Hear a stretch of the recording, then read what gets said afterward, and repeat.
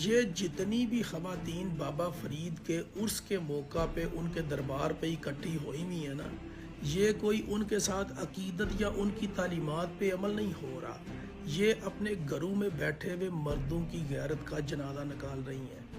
اس طرح درباروں پہ آ کے عورتوں کا اکٹھا ہونا یہ کوئی اولیاء اللہ کی تعلیمات میں سے نہیں ہے۔ اللہ تعالی ہمیں ہدایت۔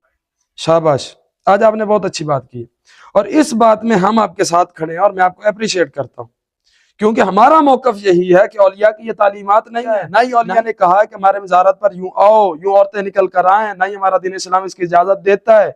لیکن ان خرافات کی وجہ سے اولیاء پر نہیں بھونکا جاتا، اولیاء کو برا بھلا نہیں کہا جاتا۔ جس طرح تم بکواس کرنے لگ جاتے ہو، صرف ہم تمہیں اتنا کہتے ہیں کہ اولیاء کی تعلیمات نہیں ہیں، یہ لوگ خود جاہل ہیں اور یہ غلط کر رہے ہیں۔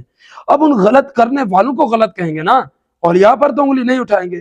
یہی بات ہم تمہیں سمجھاتے ہیں اور ہم خود اس کو جسٹیفائی نہیں کرتے۔ جو عورتیں گھر سے نکل کر جاتی، یہ تو پھر کہیں دور جا کر مزار پر بیٹھی ہیں، ہم تو اپنے مرے ہوئے لوگوں کے قبرستان میں جانے کی اجازت نہیں دیتے۔ بولو، یہ ہے ہمارا دین، اور تم ان چیزوں کو آڑ بنا کر اولیاء پر بکنا شروع کر دیتے ہو۔ اللہ تمہیں بھی ہدایت دے اور ان لوگوں کو بھی ہدایت دے۔